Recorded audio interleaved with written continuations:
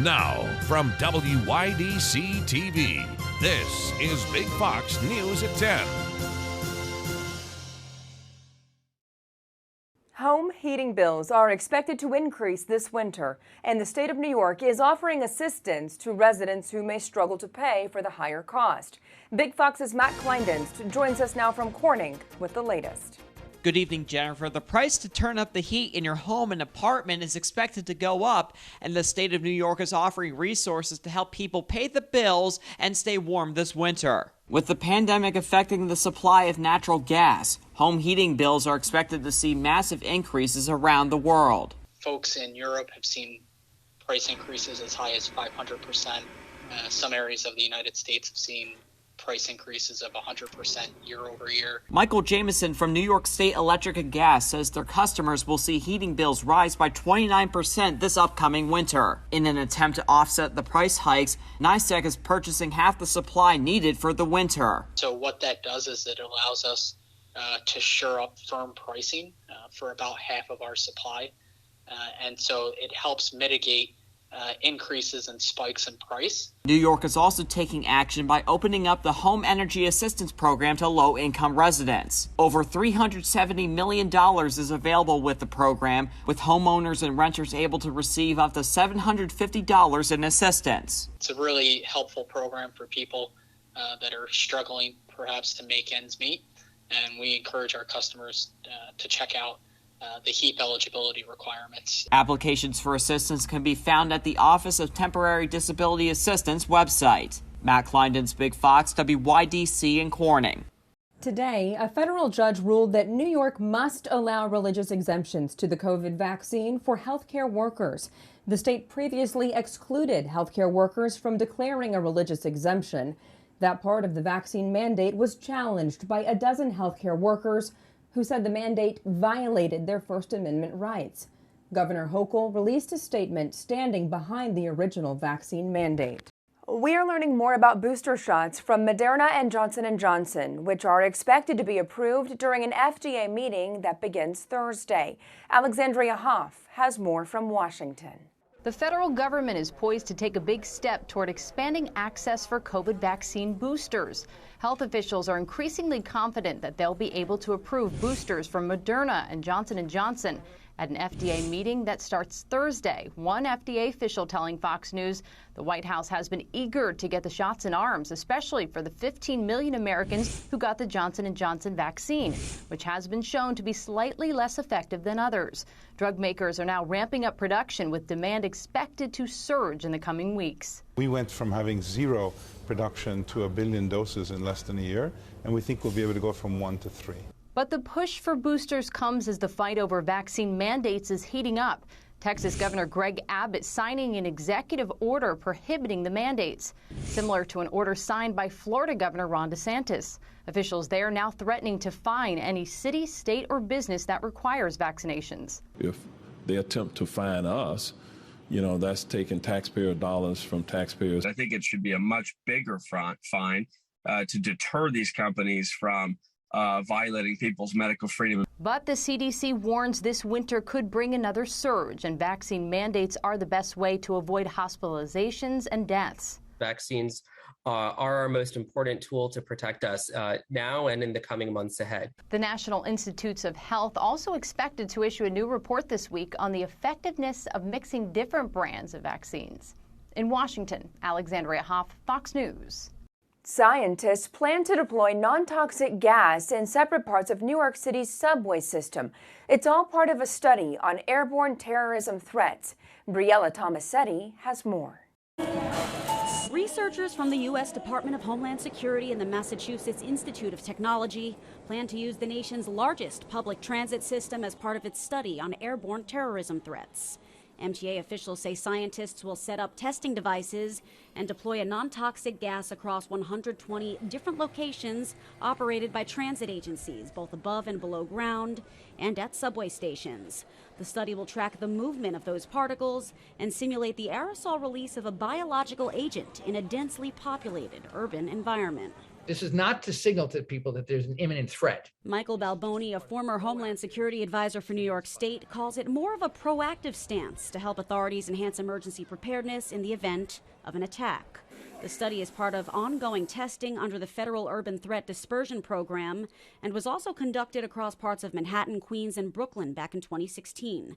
Similar testing has taken place in Boston and Washington, D.C. And I think people should be reassured that every once in a while you're taking a look at how air does flow through the subway and the train systems. The MTA adding results from these tests will be used to learn more about the relationship between airflow and street level versus underground environments. Balboni says that data can be useful in a number of ways. It's not just about terrorism. It's also about a fire, smoke, revamping your HVAC systems, reimagining what your ventilation systems could be. As the system ages. A man has been arrested accused of trying to kidnap a 3-year-old child. New York City police say the suspect, identified as 27-year-old Santiago Salcedo, grabbed the girl as she walked with her grandmother in the Schuylerville section of the Bronx Monday. Police say the woman tried to run after the suspect. At some point, Good Samaritan stepped in. He put the child down and ran, but police caught up with him a short time later. Salcedo faces several charges, including kidnapping, attempted kidnapping, unlawful imprisonment, and endangering the welfare of a child. Police in New York are searching for a man accused of stabbing a security guard and slapping another employee at an Apple store. They released security footage from the October 8th incident. The suspect reportedly refused to wear a mask when he entered the store in Chelsea. When a security guard confronted him, he smacked the guard and left. But the man returned again and punched a female employee. He then pulled out a knife and stabbed the security guard 3 times in the head, back, and arms. The guard was taken to the hospital for his injuries. The other employee refused medical attention. More delays at airports across the country as Southwest Airlines continues to face disruptions. The company is denying the issue is due to its vaccine mandate. Jonathan Seri has more.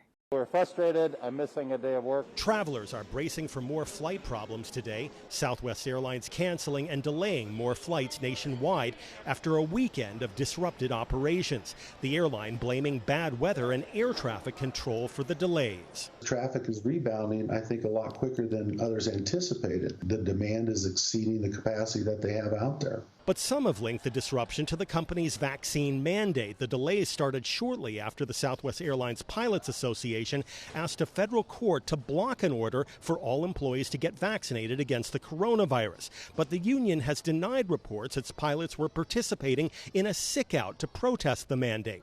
Southwest also rejecting that theory Monday afternoon, writing in part, quote, "On Friday evening, the airline ended the day with numerous cancellations, primarily created by weather and other external constraints. The operational challenges were not a result of Southwest employee demonstrations." Last month, President Biden issued a mandate for COVID vaccines for federal employees, contractors, and companies with more than 100 employees. One pilot tells Fox airline employees he's talked to are pushing back. Sure, there's airline pilots speaking out and you're seeing it kind of in the forefront of news, but it's the flight attendants, it's the ground personnel. Southwest says it expects to return to normal operations sometime this week. In Atlanta, Jonathan Seri, Fox News. Justice Brett Kavanaugh returned to the bench today. The Supreme Court justice was participating in the new term virtually after testing positive for COVID-19 on September 30th. At the time, the court said he was fully vaccinated and did not have any symptoms. A Maryland couple charged with trying to sell military secrets to a foreign national is in federal custody. Jonathan Tebby made his first court appearance today. Authorities say the information Jonathan and his wife Diana Tebby gave away contained details about the design of nuclear-powered warships. It was later revealed the foreign national they thought they were communicating with was an undercover FBI agent. Madeline Rivera has details from Washington. These Virginia-class submarines are at the center of this espionage case. A criminal complaint says for almost a year, Jonathan and Diana Tebby sold secret information about the design of the nuclear-powered warships to someone they thought represented a foreign country in exchange for cryptocurrency. That person was actually an undercover FBI agent. They sell out multi-billion-dollar secrets for $100,000. And, you know, U.S. sailors could have been killed because this technology was sold. We have to do a lot more to tighten our security. The couple lived in this Annapolis, Maryland neighborhood where their neighbors say they're shocked. They moved here in 2014 and been up and down this block so many times, and we would see them and never even say hi, don't even like catch your eye. Tebby has worked for the Navy since 2012 and was assigned to the Naval Nuclear Propulsion Program. Federal authorities say Tebby traveled to locations in West Virginia, South Central Pennsylvania, and Eastern Virginia, hiding SD cards containing the sensitive information in items like half of a peanut butter sandwich, a Band-Aid wrapper, and a chewing gum package. His wife Diana allegedly acted as a lookout. The complaint says a U.S. Navy subject matter expert determined that several of the documents contained militarily sensitive design elements, operating parameters, and performance characteristics of Virginia-class submarine reactors. If convicted, federal officials say the couple could get a maximum sentence of life in prison. In Washington, Mallory Rivera, Fox News. Netflix is launching a new holiday-themed season of the glass-blowing competition, Blown Away. Blown Away Christmas will debut on November 19th as part of Netflix's holiday lineup. The series had previously collaborated with the Corning Museum of Glass. However, they're not involved with the Christmas special. But the museum says they'll be holding a Blown Away holiday event in December. Still ahead tonight, an influential health guidelines group is proposing new changes to its current aspirin recommendations. The benefits are smaller now to start aspirin to prevent the first heart attack or stroke. They are still there. More on the new recommendations for aspirin therapy to prevent heart disease and stroke. Here's your local stock market update from Big Fox.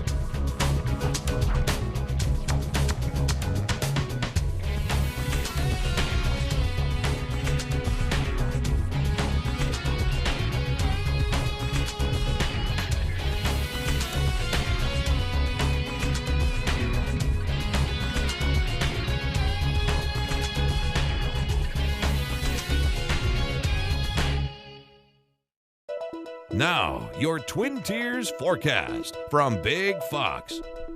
Tonight's Big Fox forecast is brought to you by William Mattar. Good evening, everyone. We did enjoy some sunshine today with just a few passing clouds, but we're still tracking a low pressure system that is now located near Michigan. It will continue to move to the northeast, and I think it will just clip the state. And so we could see a few showers out of this system for the next couple of days, and we're also keeping an eye on a low pressure system or a trough that is located near the Four Corners region of the country. This combined with Pamela, which is now a hurricane, and it will start to move to the east, and we are expecting the possibility of some rain out of these two systems by the end of the week. So here's a look at what you can expect. Warmer than normal conditions for the next couple of days. We are expecting isolated showers on Wednesday and Thursday out of that low pressure system out of Michigan, and then there could be some scattered rain on Friday into your Saturday due to that next system from Pamela and also the low pressure system out to the west. So we are expecting a little bit of rain as we head toward the end of the week. Tomorrow, though, it is going to be comfortably warm. There could be a passing shower or so, but overall, I think our chances of rain will be very low. Temperature-wise, we'll start off in the 50s, warm up to around 73 degrees by lunchtime. We'll reach the mid to upper 70s and then drop back down into the 60s in the evening for your Wednesday. Here comes the trough for Thursday. Out ahead of it, showers will start to move back in, and so it looks like the wet weather will return by the end of the week, and it will be a little bit more widespread with this stronger system. And so here's a look at your future radar. For tonight, there could be a passing glance of wet weather, just a shower or two early tomorrow morning. I don't think you really need the umbrella for that. Maybe just a few sprinkles on your windshield, and then a few more sprinkles as we head into the evening hours. On Thursday, clouds will start to increase. There will be a few showers passing through late in the morning and also in the afternoon. And then come Friday, there will be a line of showers and thunderstorms that will be moving in by the end of the day and into your Saturday. And that's going to bring much cooler air by the end of the weekend. Here's a look at your forecast. Temperatures tonight dipping down to around 58 degrees with partly cloudy skies. Highs tomorrow will be around 75 degrees, partly sunny, and there could be a stray shower or two. We are expecting chances of rain to increase by Friday night into Saturday. Take a look at these highs over the weekend. 61 degrees on Sunday with a lot more sunshine. Overnight lows will be diving down into the 40s, and then early next week it is going to be a cool week, but it's going to be close to normal with highs in the low to mid 60s. Millions of people take aspirin daily to prevent heart disease and stroke. But today we're learning the recommendation coming from an influential health guidelines group could be shifting. In today's Health Minute, Jen Sullivan has more on the new draft recommendations for aspirin therapy. Rethinking aspirin. For years, a daily aspirin dose has been recommended to prevent heart attack and stroke. But now that advice may be shifting. The benefits are smaller now to start aspirin to prevent the first heart attack or stroke. They are still there. On Tuesday, the U.S. Preventative Services Task Force released a draft recommendation listing several proposed changes to its existing guidance. One, it's considering recommending adults 40 to 59 years of age and who are at a higher risk for cardiovascular disease but do not have a history of the disease to discuss taking aspirin with their doctor. This is the first time the task force has recommended adults in their 40s to do that. If somebody's actually started taking aspirin already or is on aspirin because they've had a heart attack or stroke, we definitely don't want them to stop. And in another proposed change, the task force draft recommends adults 60 and older should not start taking aspirin to prevent heart disease and stroke, pointing to new evidence showing the potential harms cancel out the benefits. Heart disease is the leading cause of death in the United States, causing about 1 in 4 deaths. And while taking a daily low dose of aspirin has been shown to lower the risk of having a heart attack or stroke, the task force notes it also comes with some serious risks for some. If somebody has a history of stomach ulcers or bleeding in the brain or is on blood thinners, other health conditions too, there definitely can be more risk. For today's Health Minute, I'm Jen Sullivan. A Wisconsin mother has filed a lawsuit against her child's school district after her son contracted COVID-19. A local brewery is backing the lawsuit, and the owner says he's hoping for more cases like it. Max Cotton reports. This lawsuit is a template to be able to add all the school districts in the Western District that aren't following CDC guidelines. Minocqua Brewing Company owner Kirk Bangstad is talking about a lawsuit a Fall Creek parent filed in federal court saying the school district violated her child's constitutional rights. According to court filings in the Western District of Wisconsin, the district does not have a mask mandate or require a negative COVID-19 test for people to enter its school.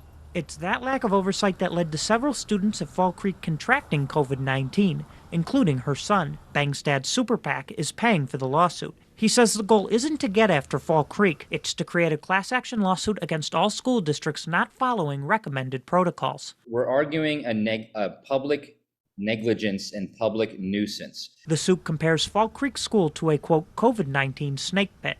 Bangstad says not having protocols probably won't kill kids since they're young and healthy. However, sick kids can bring the virus home. They are now becoming vectors through which this Delta variant will explode in communities. So it's kind of like a manufacturing plant, putting out carcinogens in the air and giving people in the community cancer. Elon Musk is teasing Jeff Bezos because of their widening wealth gap. Musk tweeted the Amazon founder a second-place medal on Monday. Musk is the richest man in the world with $222 billion. Bezos follows behind, worth nearly $192 billion. The two companies Musk founded, Tesla and SpaceX, have been growing in value. A controversy over emails has forced the head coach of the NFL's Las Vegas Raiders to quit. John Gruden announced he is retiring after a New York Times report revealed homophobic, misogynistic, and racist remarks he made in emails over a 7-year time period. Coy Breyer reports. Las Vegas Raiders head coach John Gruden resigning overnight after the New York Times and Wall Street Journal reviewed emails from Gruden that used homophobic, misogynistic, and racist language. Gruden announcing his departure in a statement writing, "I love the Raiders and do not want to be a distraction. Thank you to all the players, coaches, staff, and fans of Raider Nation. I'm sorry, I never meant to hurt anyone." John Gruden was homophobic. He was misogynistic. He was racially insensitive. John Gruden, he needed to resign. It's imperative that he did resign, and I'm glad that he resigned. The New York Times reviewed emails from Gruden from 2011 to 2018 while he was an ESPN analyst, where he used a homophobic slur while referring to NFL Commissioner Roger Goodell.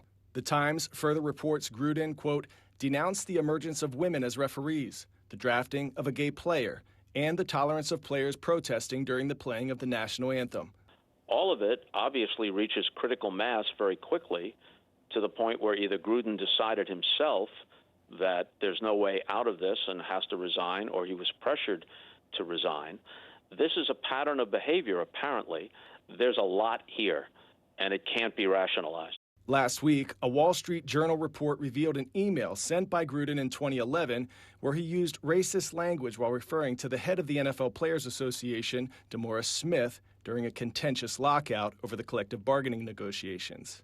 Gruden apologized for the email after the Raiders game on Sunday. All I can say is I'm not a racist. I can't tell you how sick I am. I apologize again to D. Smith, but I feel good about who I am and what I've done my entire life. And I apologize for the insensitive remarks. I had I had no racial intentions with those remarks at all. But yes, they can. I'm not like that at all, but I apologize. Smith tweeted in response to the news of Gruden's email, "The email from John Gruden and some of the reaction to it confirms that the fight against racism, racist tropes, and intolerance is not over. This is not about an email as much as it is about a pervasive belief by some that people who look like me can be treated as less." We give guys these big contracts because they want to be able to lead 70 men, coaches, equipment staff, and managers to the number one goal, and that's to win the championship. And for us to be moving back and not forward in 21st century, like I said, man, National Football League, this hurts me. The clock is ticking, man. I'm sorry. A 600-pound elk in Colorado would give a pair of wildlife officers thanks if it could. They tranquilized the animal and removed a tire that was stuck around its neck. The elk had been known to officials since a Colorado Parks and Wildlife officer first spotted it 2 years ago. It had the tire around its neck back then, but no one could get close enough to help the animal. A tip from a nearby resident alerted CPW to the elk's whereabouts last weekend, and they were finally able to tranquilize it. The tire was filled with 10 pounds of debris and left a small wound on the elk's neck, but officials say the animal is in very good shape, and they set him free shortly after sliding that tire off of his head. We want to leave you with a smile tonight. Things are hopping at the Sunset Zoo in Kansas. Workers there are welcoming the addition of a rare albino wallaby. Named Bruni after an island off Tasmania, home to about 200 of the melanin-challenged marsupials, the wallaby only recently emerged from its mother's pouch months after it was born. Zoo officials still don't know whether Bruni is a boy or a girl, so good thing they gave the joey a unisex name. Bruni also has a brother named Arlo, who came out of the pouch before Bruni and is not albino. Thanks for joining us. Have a great night.